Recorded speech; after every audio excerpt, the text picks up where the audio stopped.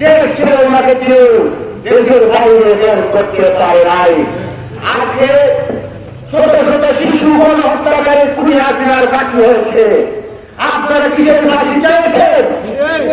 জাতীয়তাবাদী স্বেচ্ছাসেবক দল সিলেট জেলা শাখার যুগ্ম আহ্বায়ক দেলোয়ার হোসেন চৌধুরী উপস্থিত, বাংলাদেশ জাতীয়তাবাদী স্বেচ্ছাসেবক দল সিলেট জেলা শাখার বিপ্লবী যুগ্ম আহ্বায়ক সৈয়দ সরোয়ার রেজা উপস্থিত, বাংলাদেশ জাতীয়তাবাদী স্বেচ্ছাসেবক দল সিলেট জেলা শাখার সংগ্রামী যুগ্ম আহ্বায়ক জাহাঙ্গীর মিয়া এবং উপস্থিত রয়েছেন আপনাদের এই উপজেলা বিএনপির বেঙ্গাল উপজেলা বিএনপির সাংগঠনিক সম্পাদক জননেতা জনাব জয়নাল আবেদিন এবং আজকের সভার সঞ্চালক আপনাদের এই এলাকার কৃতি সন্তান বারবার নির্বাচিত চেয়ারম্যান প্রিয় ছোট ভাই আমাদের অত্যন্ত স্নেহাশীল গোয়েন্দা উপজেলা স্বেচ্ছাসেবক দলের সদস্য সচিব জননেতা জনাব শাহাবুদ্দিন শিহাব সহ আমার সম্মুখে উপস্থিত এই ইউনিয়ন দুটি ইউনিয়নের সম্মানিত নেতৃবৃন্দ, স্বেচ্ছাসেবক দল, যুব দল, ছাত্র দল, দাবি দল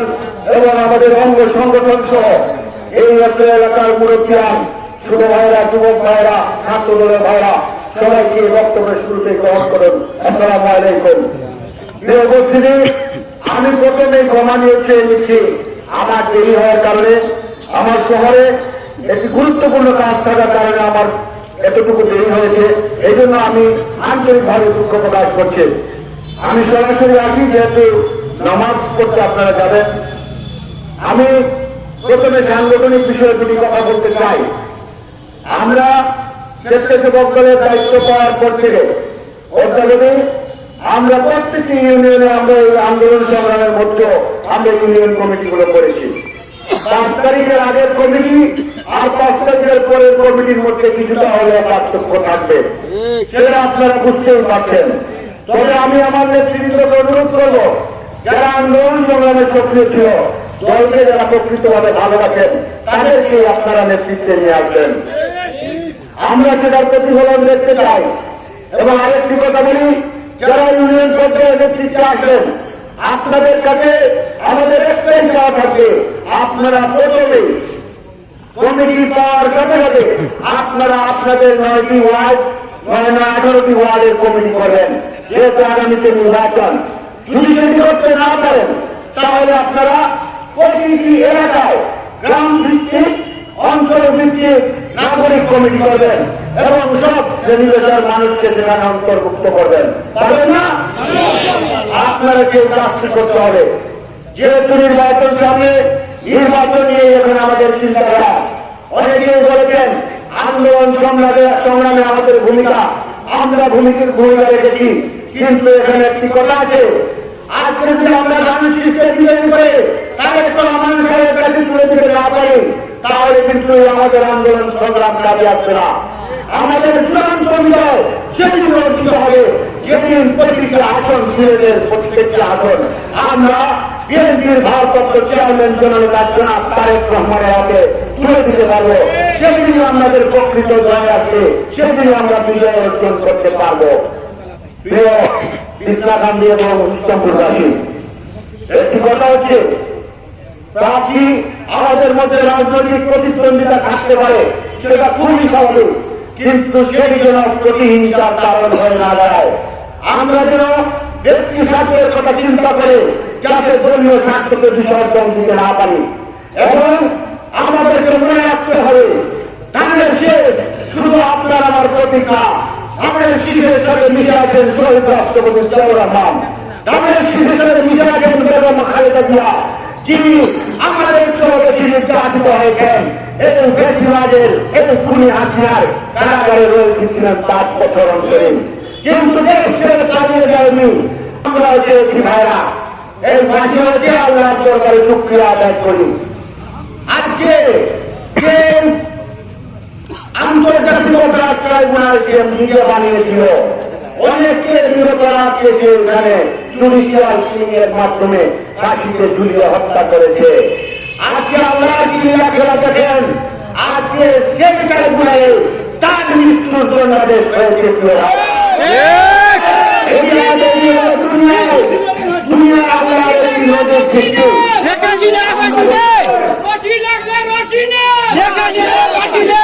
লক্ষ্য করেছেন একটি সংগঠন যারা বলেন ওই হাসিনার দূষণ হয়ে কাজ করেছে, হাসিনার ভিতরে অবস্থান করে, আওয়ামী লীগের ভিতরে অবস্থান করে কাজ করেছে, যারা বাংলাদেশের স্বাধীনতা চায়নি সেই সংগঠনকে আজকে বাংলাদেশের সংবিধান সংস্কার করতে চায়। যারা এই দেশ চায়নি সেই দেশকে যারা মানেনি, এরা আবার এখন আমাদের দেশের সংবিধান নাকি সংস্কার করবে।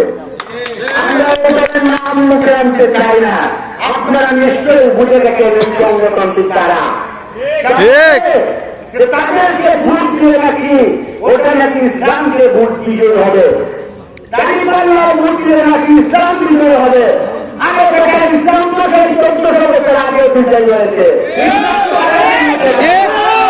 ইসলাম তো 1400 বছর আগে বিজয়ী হয়েছে। ইসলাম আর নতুন করে তোদেরকে ভোট দিয়ে বিজয়ী হবে। এগুলো আমাদেরকে মনে রাখতে হবে। যারা এই ধরনের কথাবার্তা বলেন তাদের ইমানও নষ্ট হতে পারে, মুসলমান হওয়া লাগতে পারে।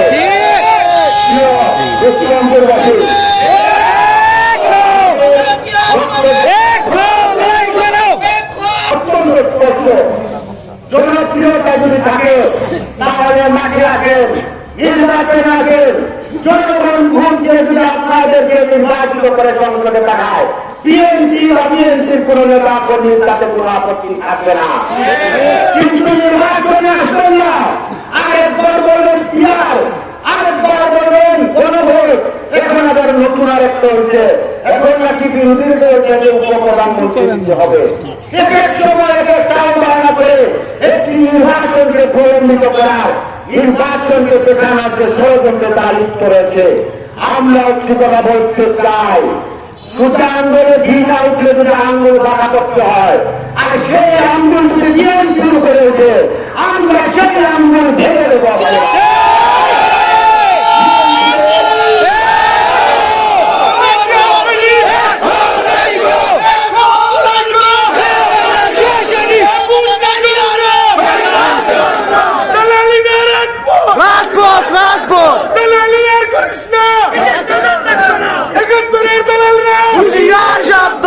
বিএনপি কারোর সাথে, বিএনপি জনগণের দল, আপনাদের সমর্থন নিয়ে আমরা দীর্ঘ 15 বছর সেই ব্রিটিশদের বিরুদ্ধে আমরা আন্দোলন সংগ্রাম করেছি, যুদ্ধ করেছি। যদি আপনাদের সমর্থন না থাকতো তাহলে সেই আন্দোলন সংগ্রামে আমরা টিকতে পারতাম না। অথচ যে 15 বছর দুঃশাসন চালিয়েছিল, মাত্র 45 মিনিট তারা এই বাংলাদেশে টিকতে পারেনি। প্রিয় ভাইরা,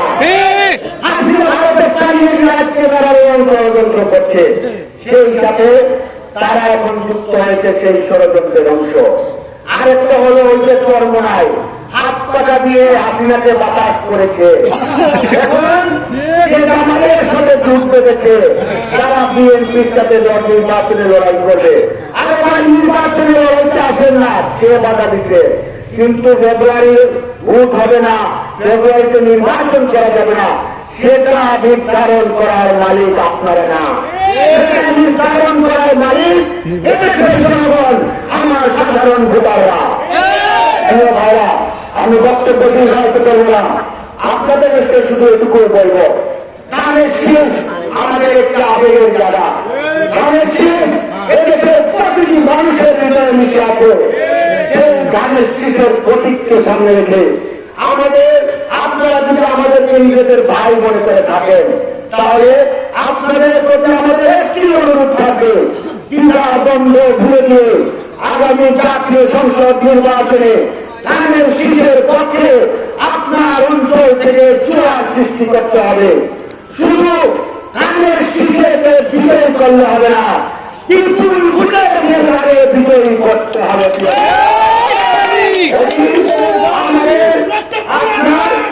ধানের শীষের ঘাটি, ধানের শীষের ঘাটি, ধানের শীষের ঘাটি।